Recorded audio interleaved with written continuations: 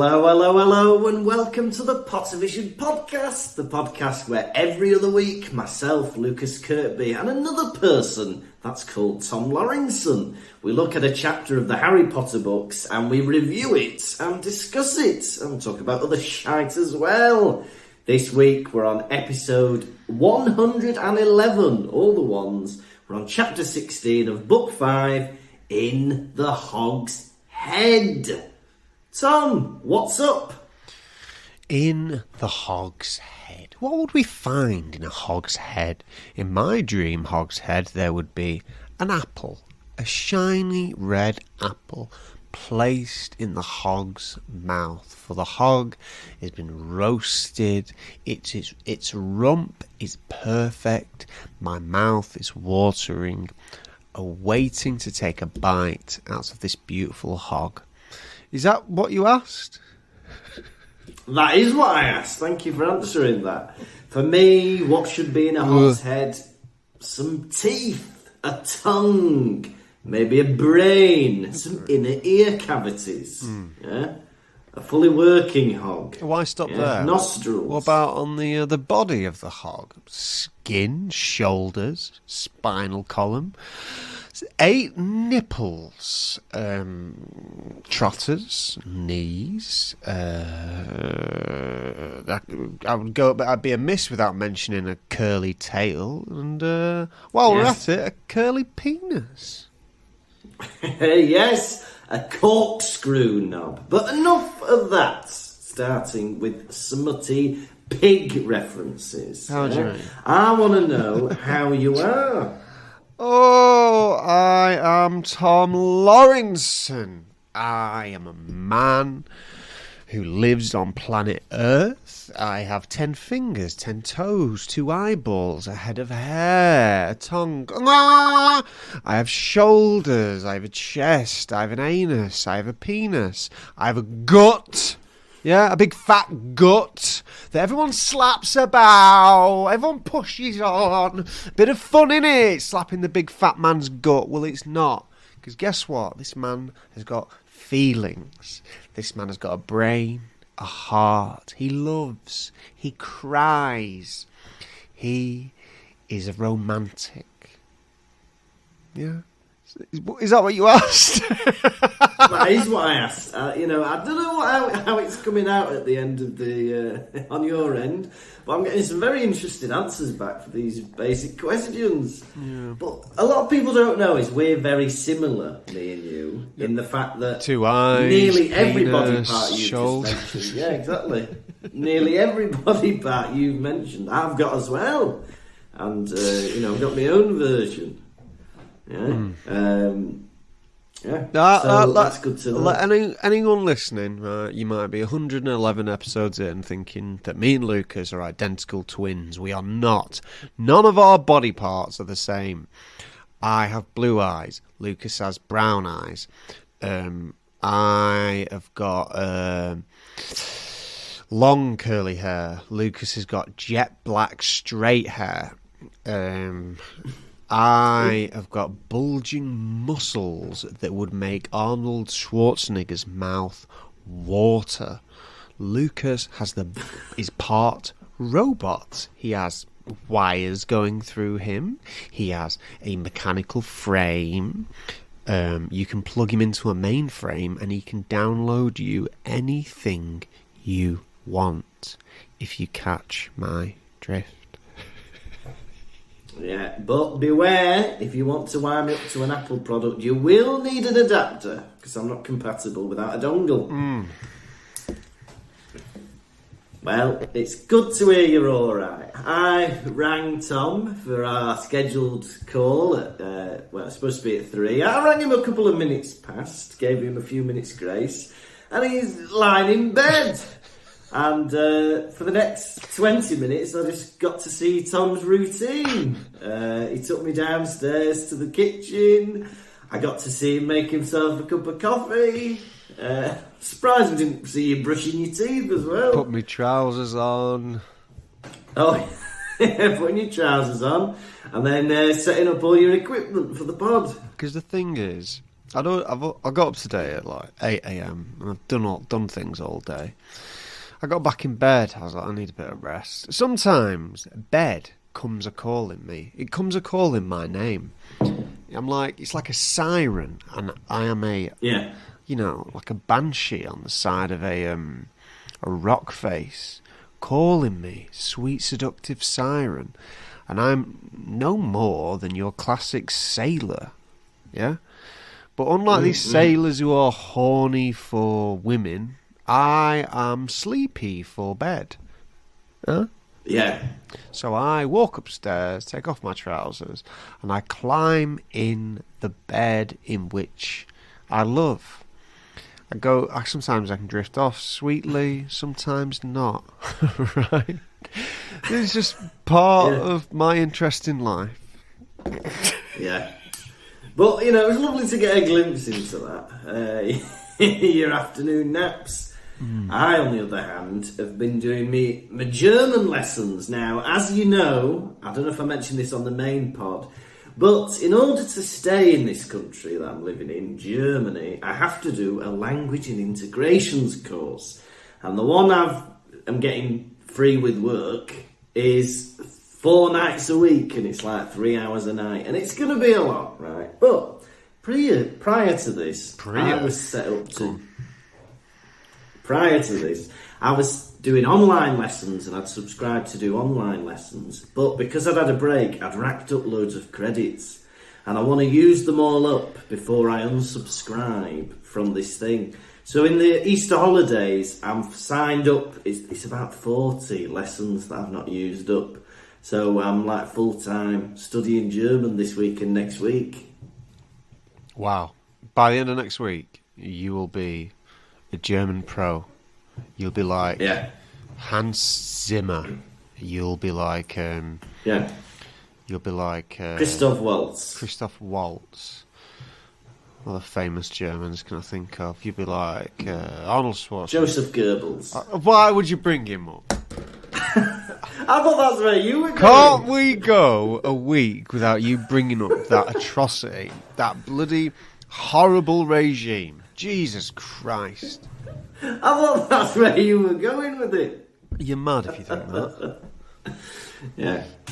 Hey, but I'll tell you what, we were doing it. So every lesson is with a different teacher and with different students. You just sign up to whatever topic you want to do. I like to follow the curriculum.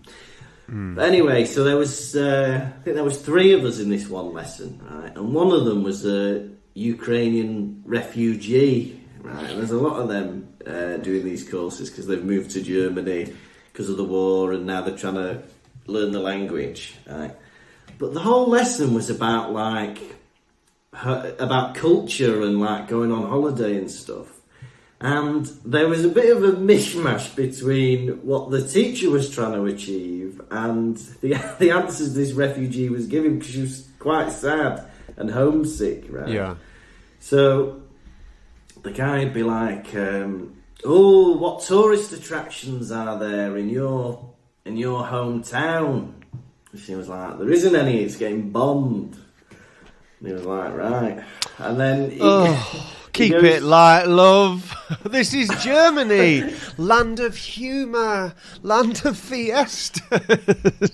But then he goes, "Oh, now we're going to talk about where we'd like to go on holiday. I would like to go on holiday to San Francisco, because it's full of history and yet it's very modern. Where would you like to go on holiday?" And she goes, "Well, I'd like to go to Kiev to see my family, but I can't." Seems like she's all a bit sad. Well, I think, not to shit on this woman. Yeah. But for the purpose of a language learning exercise, I'd just go Barbados. Yeah. Yeah, I felt a bit sad for her, really, because obviously she's going through a hell of a thing.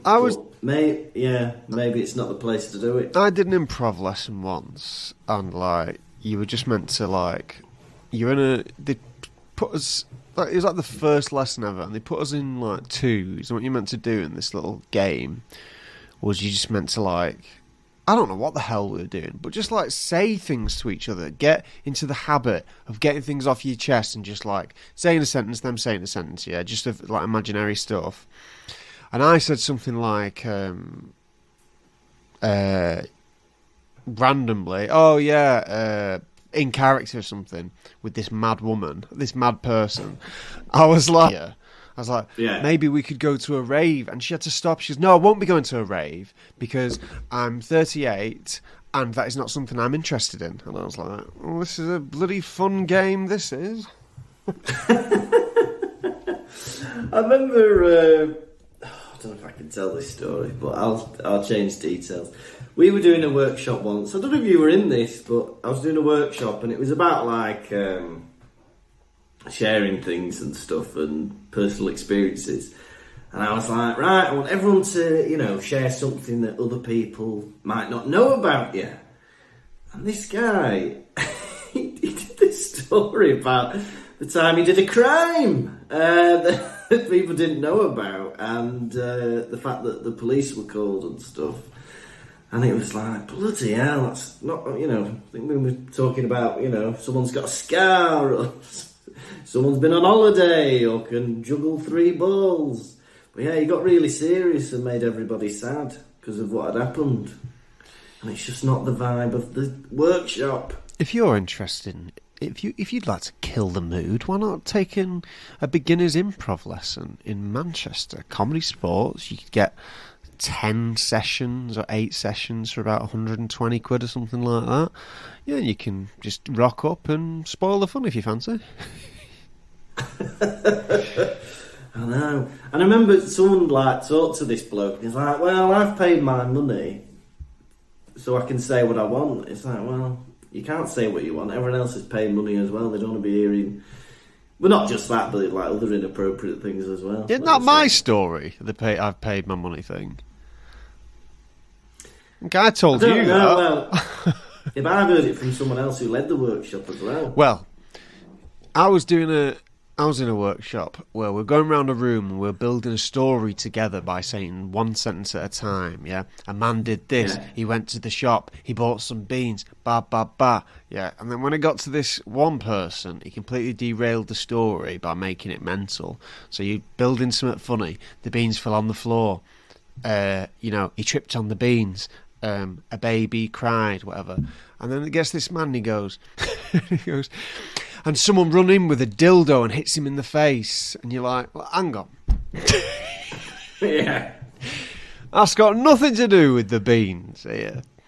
And then, Chris Tavener goes to him, no, not that, say something else. And he goes, no, that's my answer. Someone run in with dildo and hit him in face. And then... Yeah. And then Chris Tavener goes, no, we're not doing that. He goes, you say something that blah, blah. And the guy goes, I've paid my money. I'll say what I want. And then Chris Tavener goes, yeah, everyone's paid their money and we're all trying to build something together. We're working towards making something good.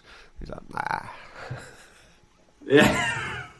That's how you're going to be. Yeah. I don't want to do it. Yeah.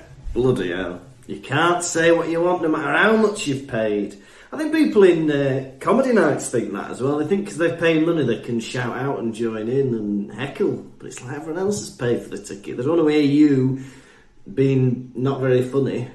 Mm. Well, it's like people are saying that it's the this new post-COVID mentality of people being a lot more arrogant and entitled, a lot more shouting out. In Manchester recently at the Palace Theatre, listeners may be aware that there was an incident during the Bodyguard. These audience members kept screaming the songs out, screaming, so much so they had to stop the show and ask them to leave. On their way out, they were stealing crisps, and one of the audience members punched another audience member in the face twice. Bloody hell. God, imagine that, throwing somebody out. Well, I'm taking these prawn cocktails with me. Have you seen any of the clips or videos? No, but I'd love to. It sounds fantastic. So imagine someone singing beautifully, and I yeah. And then all you can hear, piercing in the background, is someone's singing along to it. Well, I remember I went to see the Take That musical at, I think that was at the Palace Theatre or somewhere, maybe the Opera House in Manchester. Yeah. And I got free tickets because the person I was living with at the time was an usher at the theatre. And, yeah. And then we went there, and the front row, the row in front of us was a group of friends, and they just stood up and danced, like, during the songs. It's like, well, I can't see now, I'm just looking at the back of some middle-aged ladies, and I'm listening to the audio version. But, they're having fun and it was infectious. What can I say? But, the thing is, we, as a nation, are being reminded of tradition, aren't we? Like, we've got the coronation of King Charles, right? That's happening. It's like, oh yeah, we've got a monarchy. There's going to be a coronation. Like, wow, this is Britain. It's wild. We do things. And in the same vein, should we take certain things like interruptions at a theatre back to the olden days? Should we, like, the question on everyone's lips is, should these people, should they be hung, drawn and quartered? I think so. Public humiliation is at an all-time high, right? Gone are the days where you can just be a cunt in public and no one take any record of it. Now, everyone has a video camera in their pocket. I know, it's hot, Well, it might be a good in a way, because it might stop people from being, what's in public. So I think you never know when something might be caught on camera. I don't think today Cat in the Bin woman would do Cat in the Bin, because I think she might be more aware of cameras in today's modern society. There's certain videos which I think are like, I don't know, me videos, and there's you videos in terms of viral videos, and Cat in the Bin woman is a Lukas Kirkby video. Definitely. Yeah, I do like that one. Me and Martine have been rewatching oh no, there's been a plane crash in Tanzania into a lake. We've been watching that one on repeat. That's a good one. What about the man in bed and then the watermelon falls out of the bed? There's water on the floor. Even just talking about that one makes me laugh. It's very, very random. Do you know there's a plane crash in Tanzania, man? He's now sleeping rough. Is he? Yeah. Bloody hell. Wow. How far he has fallen, eh? Bloody hell. Not far. He's like a watermelon rolling onto water. Oh, it's funny. Now, Tom, you got any more updates? Or should we crack on? Loads. Go on, what have you got for me? It has been Easter. Wow. 2,000 years ago, a man called Jesus Christ was killed on a cross. He crawled into a cave, and a few days later, crawled right back out. And he said, guess who's back? Yeah? Flash forward 2,000 years. I'm waking up and having chocolate in bed. That's nice. Yeah. Ooh. Fruit in nut encased chocolate. What does it all mean? Did you have any chocolate this Easter? What German traditions were you taking part in? Well, we did. I had a few Easter gifts from children and children's parents. That was very nice. Had a bit of chocky, a couple of baskets, so that was good. We did.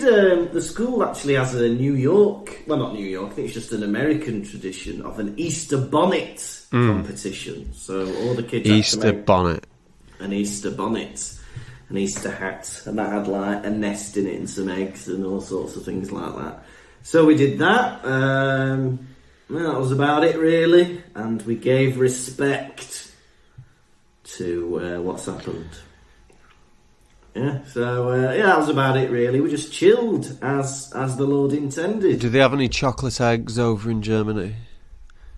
I'm sure they do, but it's not as big of a thing. They have coloured eggs, and that's like normal eggs. But they'll colour the shells like green and orange and red. It's same as it when I was a little boy and I lived in a little place called Spain. Yeah. There were no chocolate eggs. Perhaps a chocolate bunny. Yeah. Perhaps. Yeah. Perhaps a hard-boiled egg coloured. And you're like, oh, just eat an egg, shall I? 100 calories, bit of protein. Why not? I am a growing boy, after all. Surely I need all the strength I can get. But one tradition we did have at school once, they handed out, I don't think I ever ate them, but it was like, like a broad confectionery, where you're like, I don't think I'll be eating this abroad confectionery.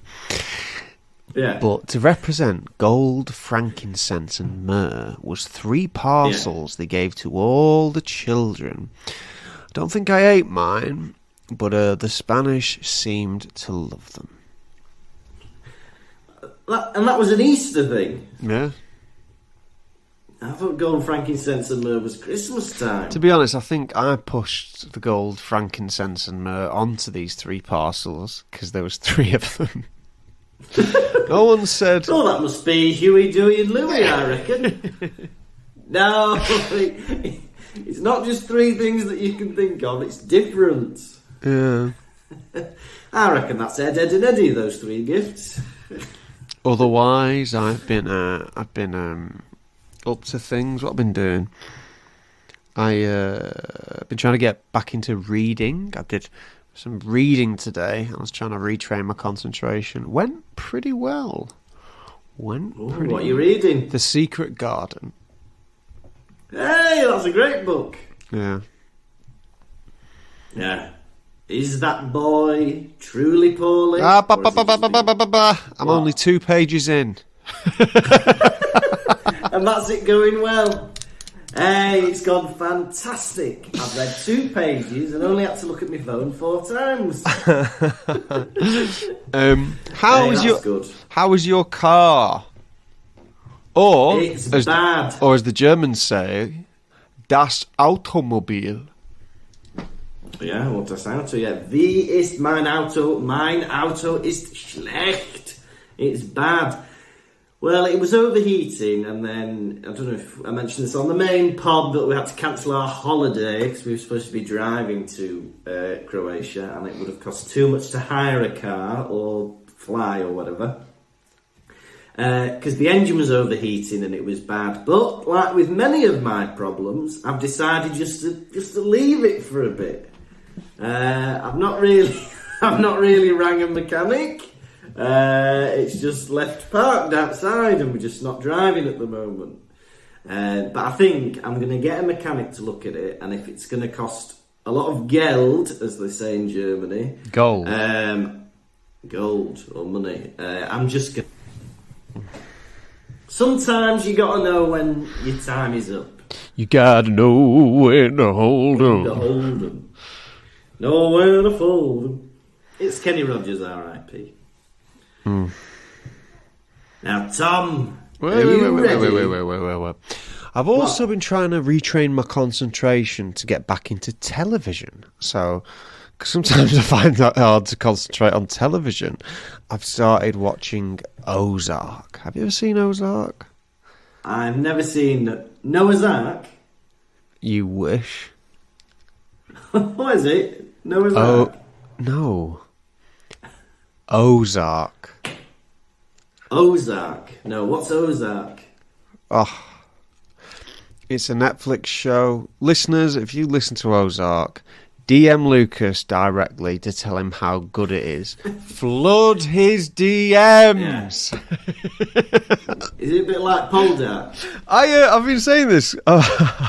There's always a bit of a theme every week. I'll say, message Lukas directly. Does anyone ever do that? Yeah. No, nobody ever gets in touch with me directly, and it's very easy to get in touch with me directly. If you go on Pottervision Instagram, there's a link on there to my Instagram, and then you just message me on there. There's also... Hey, tell you what I've been watching. What have you been watching? I've been watching a German programme called Last One Laughing, right? And there isn't a UK version of this, but there is an American one, I think, and an Australian version, and it's very funny. So they get 10 comedians. Well, some of them are just celebrities, actually, but they're mostly comedians. And they put them in like a Big Brother style flat. Yes. And basically they have 6 hours and they're not allowed to laugh or smile throughout the whole thing. And you get 2 chances. And if they catch you smirking or laughing or whatever, you lose a life. Right, and the winner gets 50 grand for charity. It's really funny, and they all come in with they get to fill a locker with props, like silly wigs and stuff. And so you're all milling around the flat, and then if someone wants to perform, they hit a gong, and everyone has to sit down and watch a performance, and you're not allowed to laugh. But it's bloody funny. I don't think me and you would last around on that programme. No, I don't think so. No, it'd be really difficult. Even if they said to you, Lukas, if you last one round, €1 million for you, which is I'd really struggle. I think roughly 900 grand to the UK people. Yeah, but like, imagine you go in, right? You sit down. Out comes. But they got to a bit at the end where it was the last 2 people surviving, and they weren't laughing at anything, right? And then they have like guest performers who can come on and do things, right? So they get somebody on stage, and they also introduce this man, and he comes in and he's bald and he's got this suit on, and he's just there to laugh at the performance. And so these 2 people are not allowed to laugh, and then there's this bald guy who's pissing himself the whole way through, and then one of them cracked. But he was very funny. Just a bloke laughing. Wouldn't that be heartbreaking? Yeah. It lasted all that way, and then they bring in some bald bloke laughing. Oh, it's very good. Yeah, but Last One Laughing. Yeah, very good. I went to Chester on Saturday. Oh, did you? Have you ever been to Chester? Many a time. A lot of my family live in Chester. What a romantic, picturesque, perfect city. Yes, a Roman town, and it's kept a lot of its architecture. It's very lovely, Chester. There's a wall that in like the city's wrapped in that you can walk around. It's amazing. Yeah. Well, Chester is Roman for city or town, something like that, or settlement. So a lot of towns that have Chester at the end, Manchester, Winchester, Chichester. Have you noticed there's a Manchester, but there's not a Boychester? Yeah, I've noticed that, actually. There's not a woman Chester either. They need to rectify that. But I went to Chester. Lovely little day out. Me and Lucy went before. I had a gig in the evening. Yeah. Nice little day out, moseying about, bank holiday weekend. Started getting harassed at one point. Oh no! I was walking down the street and a bloke just started shouting at the back of my head going, TikTok! TikTok! And I can't turn round to that. Yeah. He runs after me and he taps me on my shoulder like that. And he gets a photo with me. And then that happened again. Same bloke. No, different one. But let me tell you this. Otherwise, paid 170 quid to have that chimney fixed. It's still wet. That's good. It's nice that I think every workman, they pass my number around, take the piss out of me. That's good. Yeah. How's your flat? Is it all perfect? It's all lovely. I mentioned maybe a few weeks ago that there was a little corner of black mould in the bathroom, but I've learnt my lesson and my technique was fantastic. I sprayed it and left it, sprayed it and left it, sprayed it and left it, and then sprayed it and wiped it. And months later, none of it has come back, I'm glad to say. So a successful mould story at last. Did you ever know that you're my mould hero? You were the black mould beneath my Chester. Exactly. Yeah, Chester drawers. Yeah. So, yeah, very good. Yeah, the flat's lovely. It's very, it's small and manageable, which is nice. It's nice not having a house anymore to look after. Now it's just a flat, and the two of us get on very nicely with it. So, Tom, are you ready for a chapter rundown of In the Hog's Head? Yep, let's get it over with. Chapter 16, In the Hog's Head. They want to have a meeting with everybody who might be interested in Harry doing some lessons. He's going to do a school for defence against the dark arts. So they meet up in the Hog's Head in Hogsmeade, and bloody hell, there's a good turnout. There's about 20 students from the school who are all itching to learn from Harry's magic fingers. Some of them are just there for a bit of gossip, though. Did you really do this? Did that really happen? Is Voldemort really back? Yes, and yes. Anyway, they all think it's going to be a great idea to meet up, but they need to think of a location. More on that in the next few chapters. Otherwise, Hermione has noticed that Cho Chang was staring lovingly into Harry's eyes, and Ron finds out, and Harry finds out, that Ginny's got a boyfriend called something else, Zachariah or something. Maybe it's a different name. And that was in the Hog's Head. What a chapter, do you agree? Yeah, ma'am. Yeah? What a chapter. Yeah. I think Lots going on, eh? I think it was my favourite chapter I've ever read. Yeah. Wow, just non-stop action from start to finish, eh? Yeah. 2 weeks have passed since Hermione last brought up Harry teaching some sort of defence against the dark arts session. It's quite the ego boost, really, isn't it? To be suggested that you should do such a thing, especially if you are Harry Potter, an already very egotistical boy. That would be like someone asking me to give beautiful lessons, or if someone asked you to lead a lesson on pulling silly faces. Exactly. All you do, quick tip, if it doesn't hurt, you're not doing it right. You've got to really test the limits of your own face. Have you seen that image of the Queen, God rest her soul, at like the world champion gurning competition? I think so. Does she pull her face? No, she's just looking at a man like a man. So they've all got to put this big like thing over the top of them, and then they pull like a disgusting face, and a man's pulling the face at the Queen, and she's just like. Like, why am I here? Like, how is that landed up? Mate, it must be because it's like one of the oldest traditions or something, so they have to like keep it going. But it's rude, even if you are, that is your job, to pull a funny face at the Queen. It's just disgusting.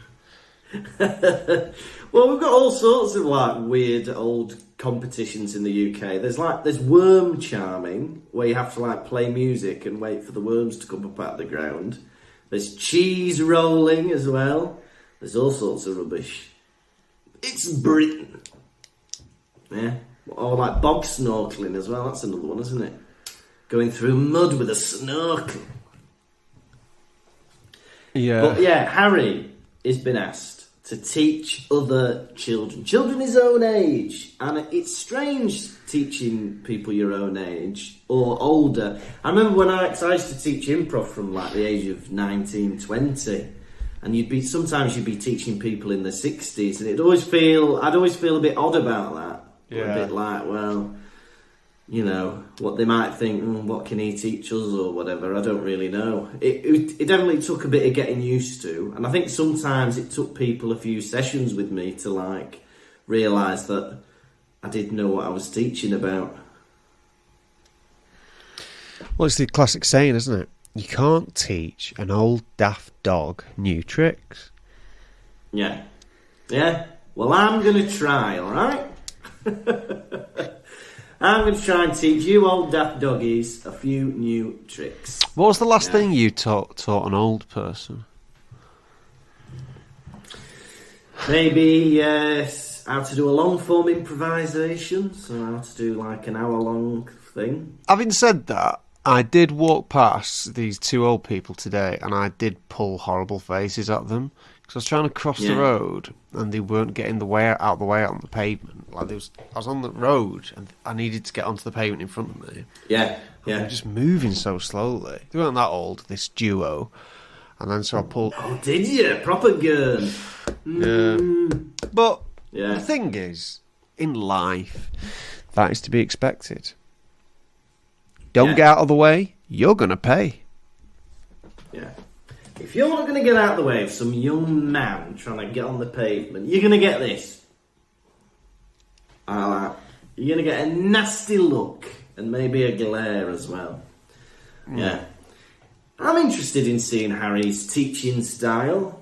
You know, will he be more of a visual teacher? Will he be more practical? Will he have a slideshow with the learning objectives on? Will he, if anything, be like my geography teacher from high school? Will he be wearing a thong? What? How did you know that your geography teacher was wearing a thong? That was the rumour. Mr. So-and-so wore a thong. If you went to Bispamai, you can corroborate that claim. Did Mr. Emery wear a thong? Get in touch, answers on a postcard. Get in touch. Bloody hell. I don't think I could concentrate on Oxbow Lakes if I had in the back of my mind that the teacher was wearing a thong. There were many boys in primary school, or some in high school, some little scroats, who would come in sans underpants. Did we speak about this last week? Yeah, we talked about this in Double Vision. Yeah. So if you want to hear more about... little boys not wearing underpants. But yeah, you can sign up for £4.50. And I can't think of anything more vulnerable than just walking around without underpants. What if you're... That's scary, isn't it? What if you... I don't know, just ass on fabric, alright? Penis on zip, okay? Not my favourite, but if that's what you like, then that is what you like. And God forbid the worst happens and you have an accident, there's no barrier between you and the outer layer. Oh. Oof, scary stuff. But hats off to you. If you're not wearing any underwear, hats off to you. You are a braver man than I. Yeah.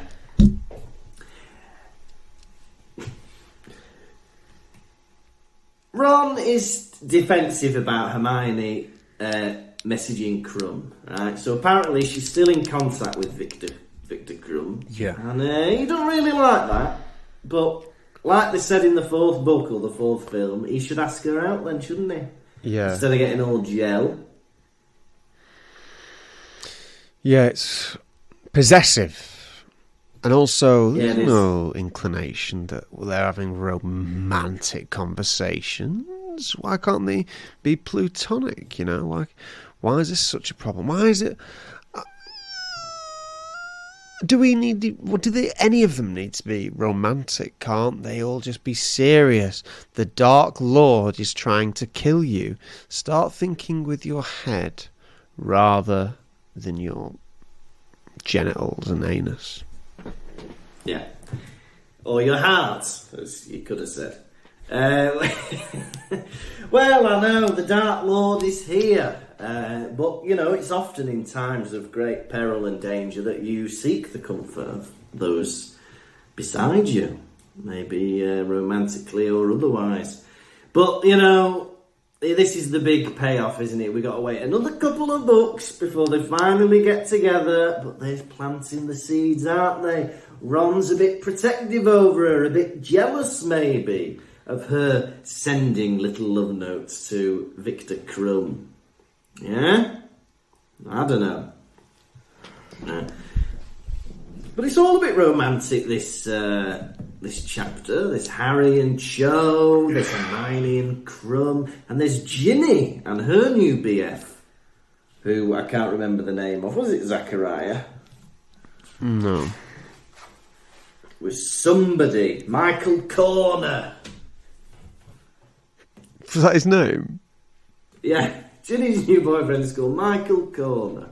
Michael Corner. And his best friend's called Johnny Dip. Billy Curb. Yeah. But more on Michael Corner later on. Right. Do you call it a ginnel or an alley or a rat run? What do you call it? Do you call it a ginnel, an alley or a rat run? Listen here, you freak. You would not catch me down this passageway at any point, so I'm not going to call it anything. Right? Yeah. We'll call it passageway, alright? They're about to go to Hogsmeade, right? And Filch is there, making sure everybody's got permission to go to Hogsmeade, right? And he's sniffing the kids. He's sniffing the kids, right? He sniffs Harry, right? Professor Dumbledore, Filch is sniffing students. He sniffed my body! Right, he needs to be disciplined. If Dumbledore wants to take a leaf out of the teachers who took us to France in Year 7 on the French trip, because oh yeah, here we go. When a homeless man was staring at us all, lay in the park, guzzling wine, yeah, we said, Miss Jefferson, that man is staring at us. And she said, he's got to look at something.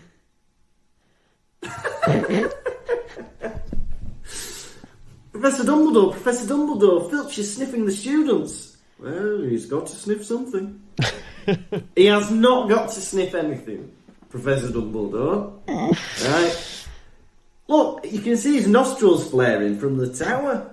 There's no need to sniff, right? If he wants sniffing, he gets a sniffer dog, right? Or he could easily say Accio Dung Bombs. Although he can't do magic, can he, Filch? We've had some people requesting more French trip stories. Yeah. Have you heard this one? There was one boy who went... This is Year 7. He went away and bought himself like a dog collar, like a sex dog collar. Like that you'd put on like... Yeah. A human for sex. And he was just wearing it. And this was in Year 7. Bloody hell, you haven't told that one before. Bloody hell, how long was this trip? I don't know, 5 days. Bloody hell, the amount of stuff that was packed into that 5 days is incredible. And you've never mentioned the sex collar. Yeah, I'm trying to think of other things.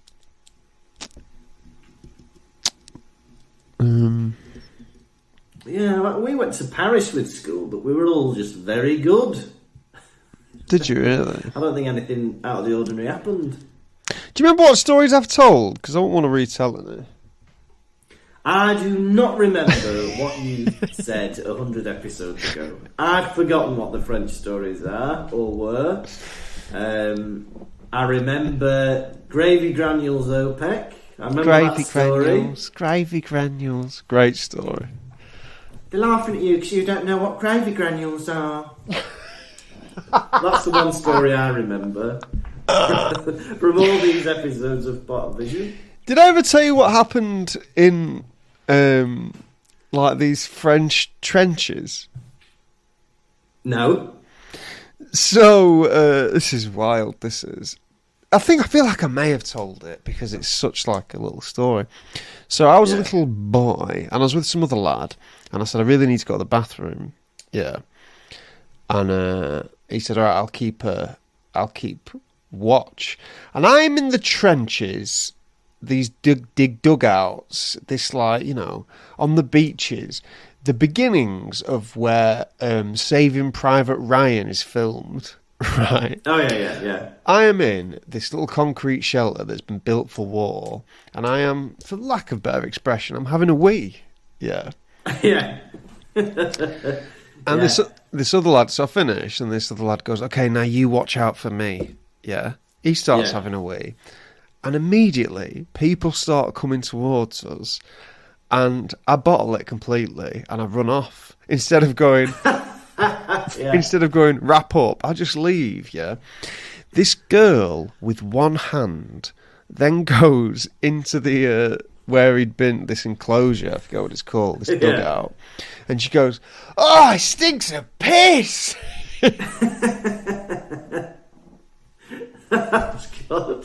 You've not told that story before. Yeah.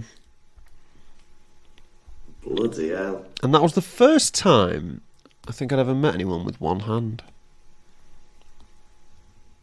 Oh, she only had one hand. Yeah. I thought the story was that with one hand she went into the into the dugout. No. She's... Oh right, she only had one hand. She had one hand. Bloody hell. And I bet that was the one that was pinching her nose. Well, it had to be, didn't it? Yeah. Yeah. But yeah. Bloody hell, eh? We went out and we bought like a load of confidential items that you can't buy. I was dreaming about one of these items last night. A flick knife that was also, that was, instead of a knife, it was a comb. Yeah, bloody hell. It's weird, like, they don't seem to have the same rules in European countries that they do in the UK. In the town centre in Fulda, there's a gun shop and you can buy guns. And like, I think most of them are like air rifles and stuff, but it's just there and they're all displayed in the window and you can just turn up and buy one. And we also went out and bought a load of firecrackers, yeah.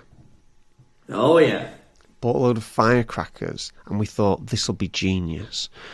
We'll put them all in a bin and then when the bin is taken to the dump, it will go through flames at some point and that will scare someone. Right. What were we thinking? We threw our money away.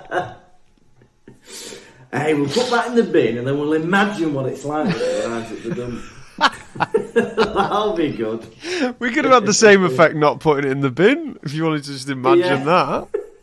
Oh, that'd have been good. Very good.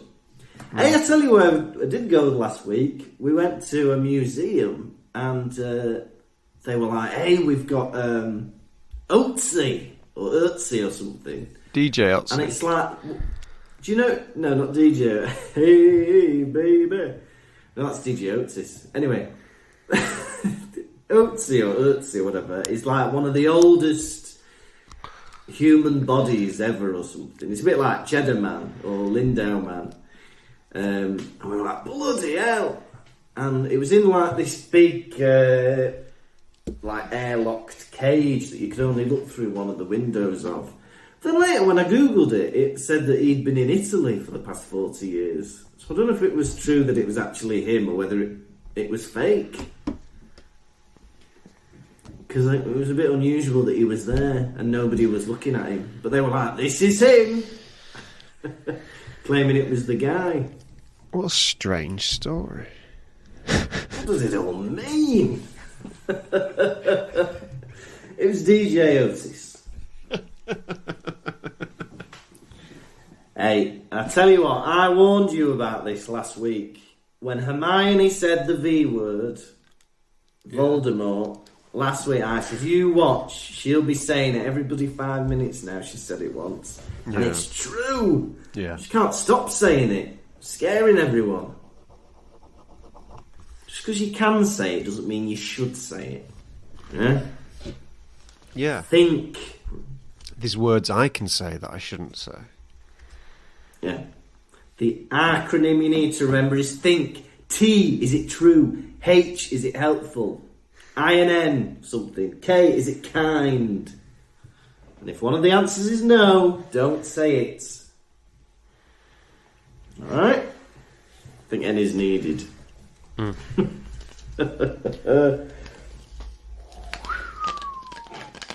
The pub sounds like any Wetherspoons pub we've been to. This Hog's Head Inn, there's shit all over the floor, dusty bottles, sticky floorboards. It reminded me of the UK. Do you know what? In Germany they don't have sticky tables. What? In pubs. What? They're missing out. Back in the UK, nearly every pub has a sticky table, doesn't it? Do you know why that is? It's because waitstaff in the UK do not have the care to properly wipe down tables. It's like they're just doing a little... It's like they might as well, instead of even pretend to wipe it down, just wave a little magic wand at it. Instead of just this thing that they do with a damp rag sometimes. Oh, brilliant. Yeah. I know. Well, whenever you put your arms on a British pub table, you think, well, this could be any concoction of old, dried up, sticky liquids. Oi! What? Go on. What else did you want to say? What else did I want to say? So the barman's Dumbledore's brother. Am I right? I don't know about that. I think that's right. I think it's Aberforth Dumbledore, which we'll be hearing more about in the 7th book, I believe. But yeah, well, there was a bit where they're on about the people that are in the pub, right? And they're going, oh, there were people looking really dodgy. There was a woman in a long veil, and you could only see her eyes. It's like, well, hang on, that might be for religious reasons. Well, there's no reason that she's a weird witch. It was very odd. Have you seen this woman who keeps antagonising the King's Guard at Buckingham Palace?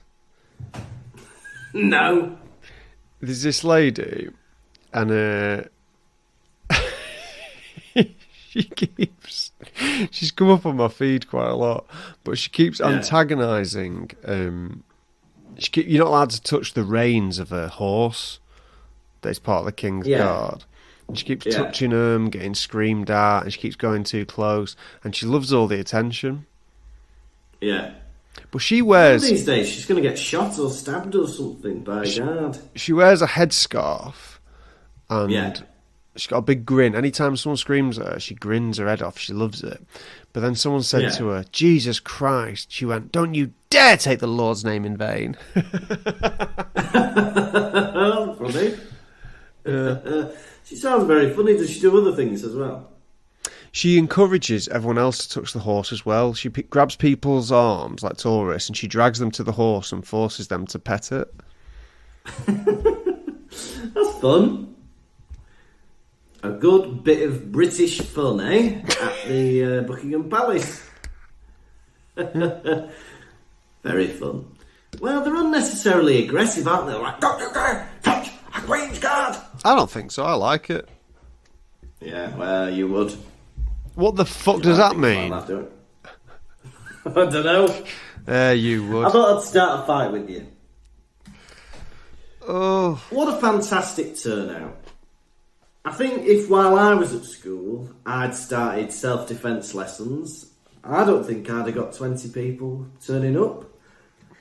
If I'd have been like, right, everyone, it's Lukas Kirkby's Karate Club. Come along, I'll teach you how to defend yourself. I reckon I might have got a couple of people there out of politeness. Yeah. Do you know? That's about it, really. Do you know how you would have been able to get a full room if you're already a karate like brown belt or like purple belt? Yeah. Like Harry is. Yeah, that's true. I've not actually defended myself in any situations. Exactly. If instead it was like, right, Lukas Kirkby's bum wiggling lessons, I think you'd have a few lads there. Oh, God. Yeah, we'd pack out the hall. Definitely. Hey, we'll have to have the big room next week, miss. It was absolutely packed. Yeah, £1 to go, and you can even get one-on-one feedback. Does it need a bit more hip action? Do you need to be wiggling your tongue a bit more while you're doing it? What angle is your top half meeting your bottom half with? Yeah, it's got to be quite, an acute angle, really, for a good bum wiggle. There's lots to it. It's scientific. There is nothing acute about your. Pair of scissors. There is nothing acute about your bum wiggling. It's obtuse. But yeah, what a turnout. I think Harry, that must massage his ego as well, the fact that so many people turned up. Yes. Yes. So we get all these people, they start asking questions, don't they? Right, what happened with this? Is it true about that? Did you do this? And one of the people who asks is Susan Bones, the niece of Amelia Bones.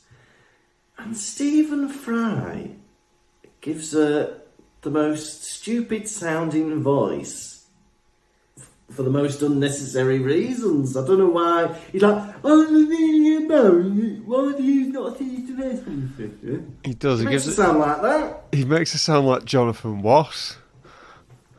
Wass. Yeah, there's no need for it. That is Christopher Columbus's daughter that you're taking the piss out of. One of them makes it sound like one of them was. He does not say Jonathan Was. It's ours he can't say. He doesn't say W instead of everything. Jonathan Was. Welcome, Once Not Show! It's Wassy.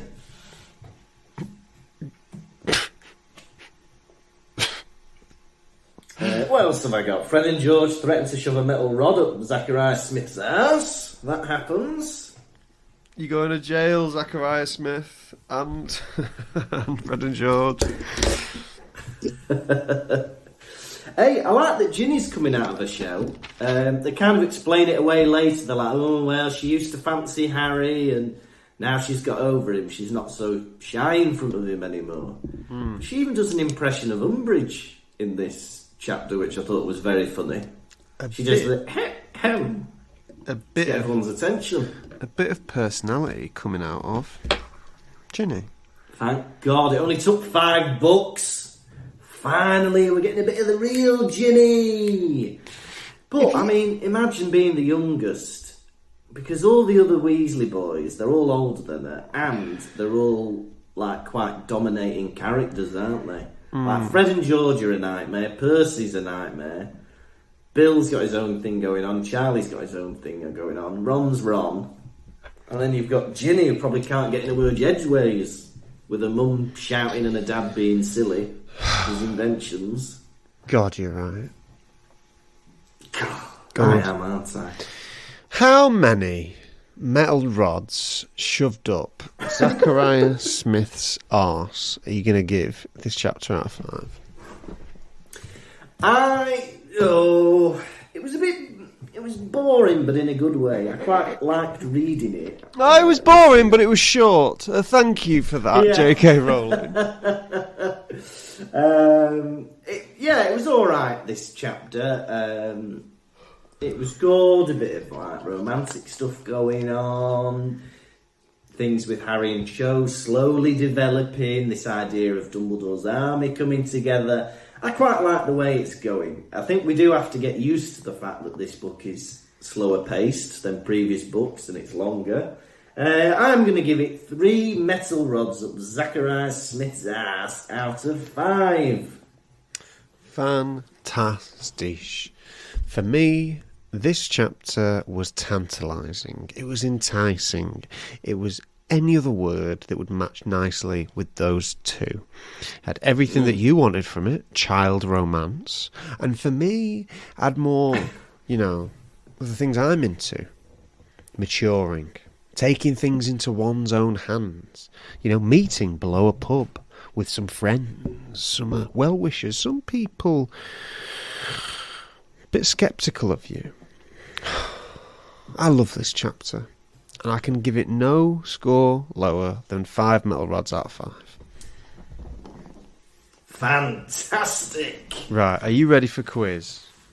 Yes.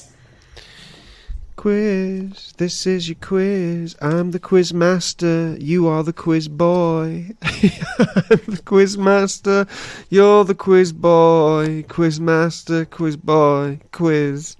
Question 1. What did they vanish in Transfiguration class? A chicken. No, it was mice. Question 2. What is the joke shop called in Hogsmeade? Zonkos. Correct. Question 3. What is the name of the rude Hufflepuff? Zachariah Smith. Correct. Question 4. The Ministry has an army of what? According to Luna Lovegood. Oh, I don't know. An army of snacks. Heliopaths. Ah. Unfortunately, Mr. Kirkby, you have lost the quiz.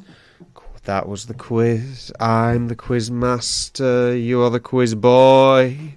Will you ever win the quiz while I am alive? Will you have to kill me to win the quiz? Possibly. If I am the quiz master, you are the quiz boy. Now, Tom, are you ready for the nation's second favourite segment? It's Hedwig's Droppings. Yeah, we're not alluding to owl poo, we're not alluding to ploppings. We mean the messages you send in when we allude to Hedwig's droppings.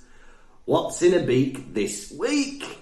Well, last week we had an email from Amos Diggory, and this week we've got an email from Dudley Dursley. Brilliant! So we got an email from Dudley, bigdtheman@gmail.com, and he says, "Hi lads, it's me, Dudley Dursley. I'd love to join you on the pod one day. Kind regards, I'm a changed man, Big D." Oh, that's intriguing. And they've left a phone number as well, which has the right number of digits. Why don't you call it? Yeah, you don't have we'll call it at some point. Yeah, we'll call that number. We'll call Dudley Dursley, eh? Tell you what. See what he's got to say for himself. We'll have someone will screen it first. Perhaps Amy or Sir Snowy can screen them. Yeah, make sure they're not. No, I just reckon we ring them and see who it is. It'd be like Who Wants to Be a Millionaire. We just ring him up out of the blue. Lovely. Lovely. So that's Big D the man. Thank you very much. And yeah, we've also just got one new patron. You'll be glad to know. And the new patron is a baby Harry, and it's Karen Williamson. Karen Williamson. God, the years have not been nice to you the past, say, 5 years with all this Karen business we've had online. And that's your first name. My sympathies go out to you. Now for your baby story.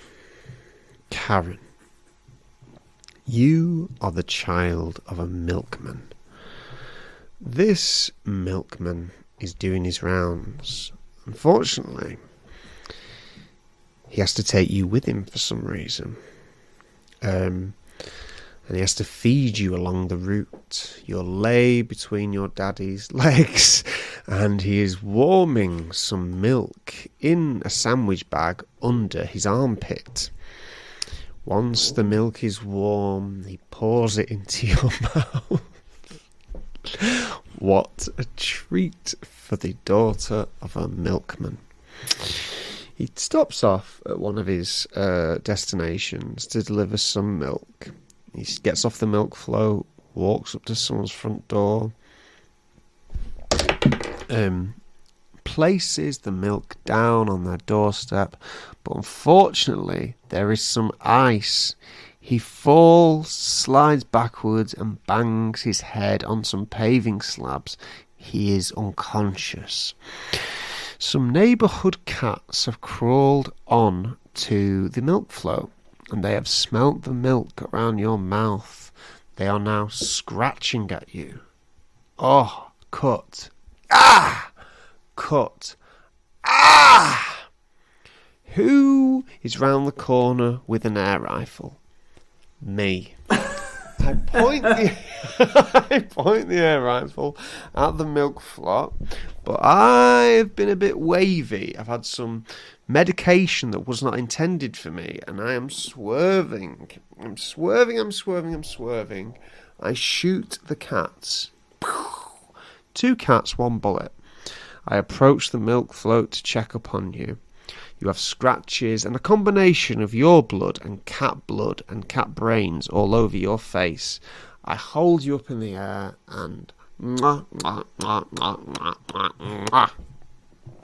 There you are, Karen Williamson. And if anyone else would like a lovely story from Tom, just like that, you can support us on the Patreon. We've got over 50 bonus episodes. There's the live show video recording. There's tour diaries from our recent tour.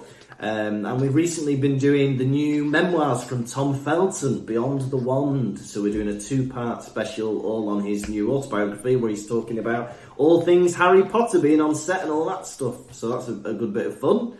Otherwise, we will be back in Edinburgh. Details will be available very soon about that. But we'll be there the whole month this year with some new stuff. So come along and see us there. But otherwise, we will see you next time for episode 112, chapter 17 of book 5, Educational Decree number 24. You have been a plastic spinning Tom Lawrenson. And you have been a man on his summer holidays, Lukas Kirkby. Goodbye. Pottervision. Thank you for listening to the Pottervision podcast. The music was performed by Jack Evans. If you'd like bonus content and to support the show, you can visit patreon.com/Pottervision.